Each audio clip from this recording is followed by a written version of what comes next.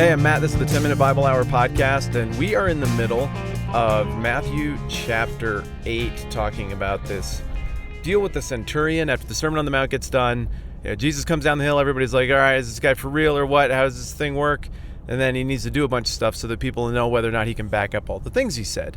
And so, of course, he runs into the leper that we talked about a few times back, and he heals the guy with leprosy and overcomes social boundaries and all kinds of things, and no doubt this is messing with everybody's brain.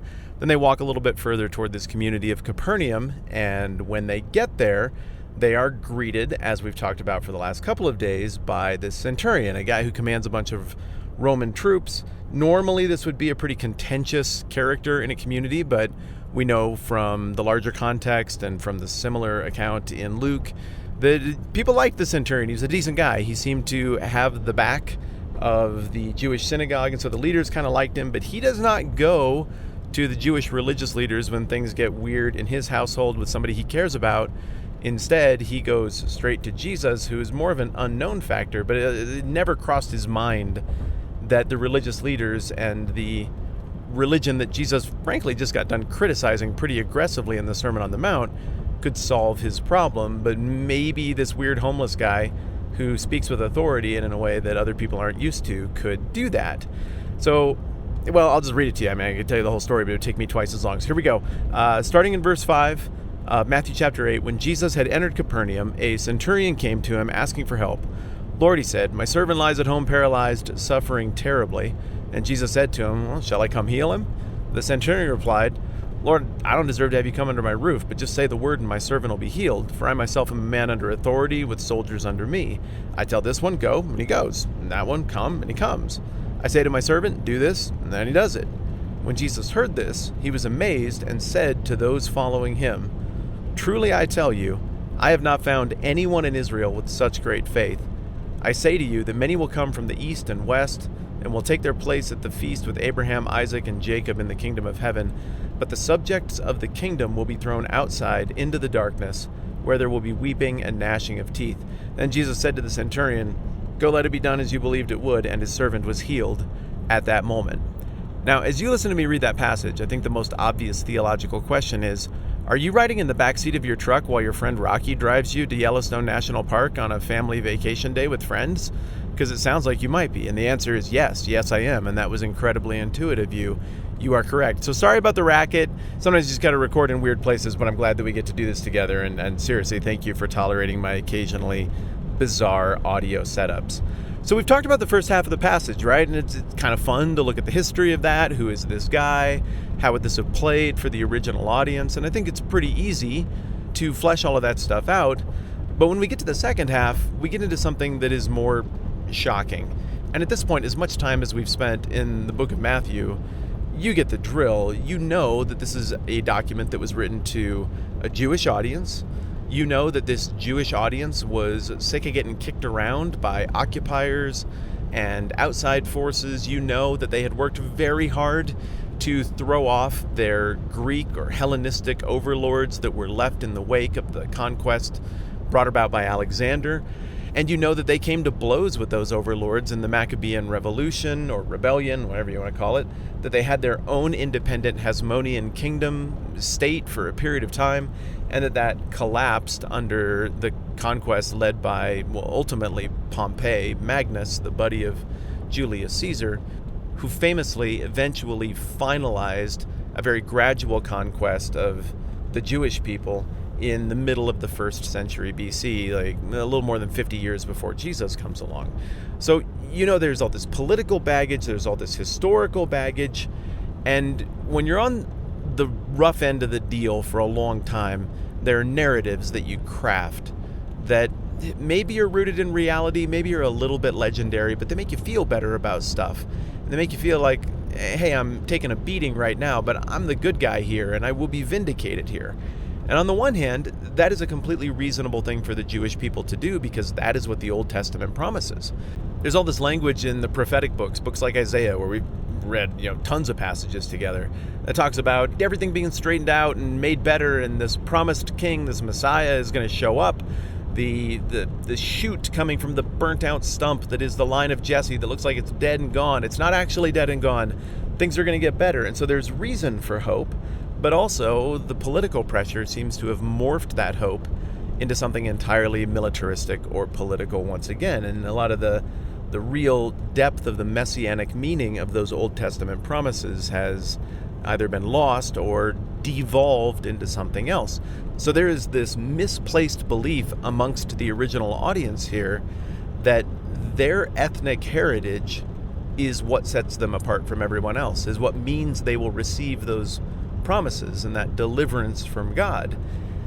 But if you've been paying attention as we've been going through the book of Matthew, there have been a lot of very subtle pushbacks on that assumption that the original audience had. And in a lot of ways, you would expect that to be a deal breaker, that nobody would even still be reading after what Jesus just said, who in fact had their hope in the whole Jewish ethnicity thing as their reason for believing that stuff was going to work out and their people were going to be delivered.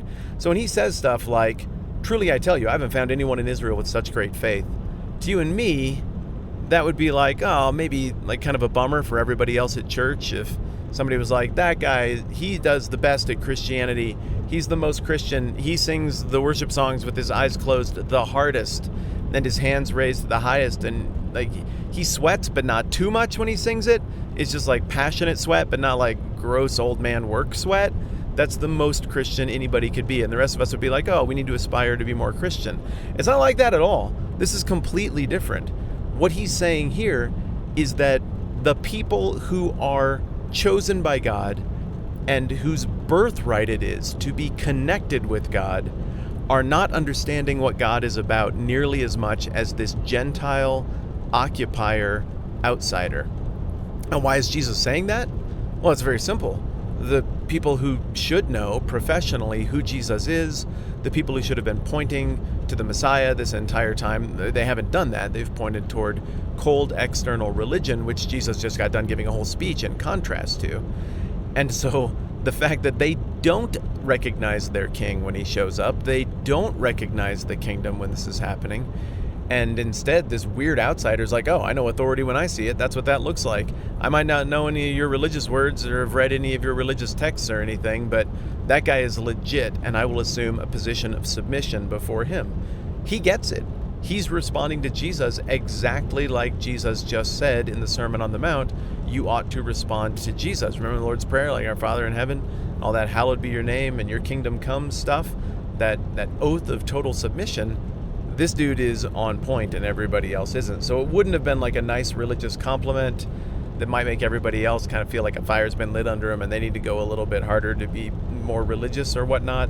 This would be earth-shattering, angering, like maybe pick up rocks to hit the guy who said it, kind of outrageous.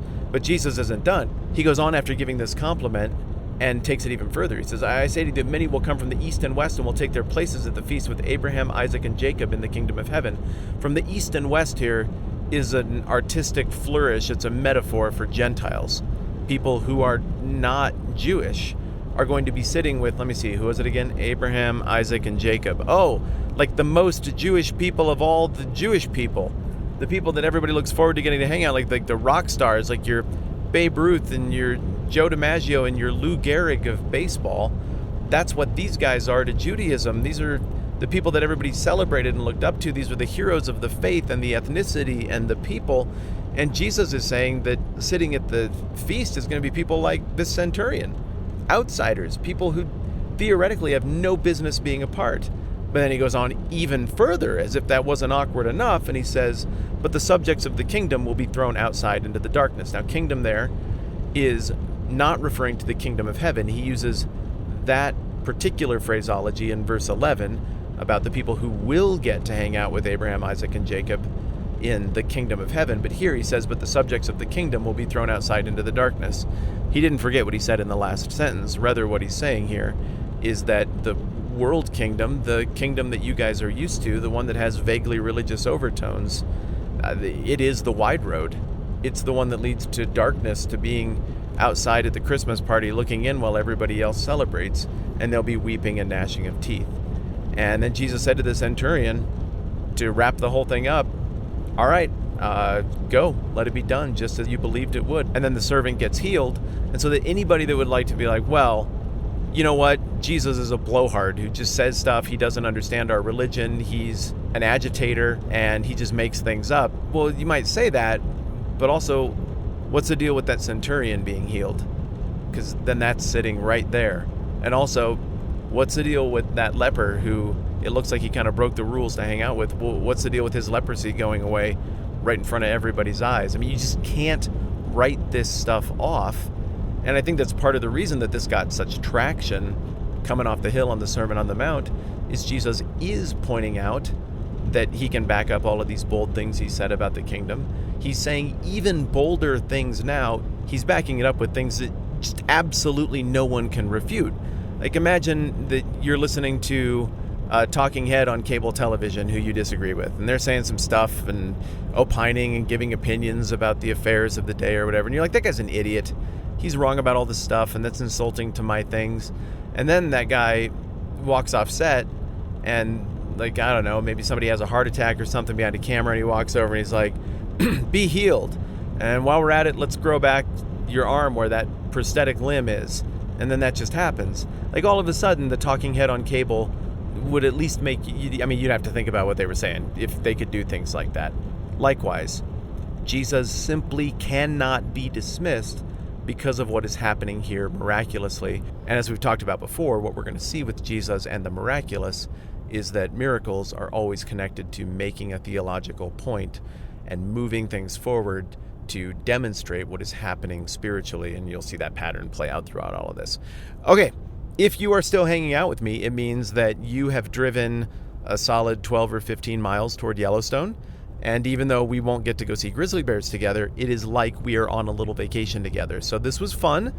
Thank you for hanging out this way. And there's more to unpack here on this whole issue with the centurion and what Jesus said. We'll dig into that deeper tomorrow. In the meantime, I'm going to go to Yellowstone. Thanks for hanging out with me in my car. I'm Matt. This is a 10-Minute Bible Hour podcast. Let's do this again soon.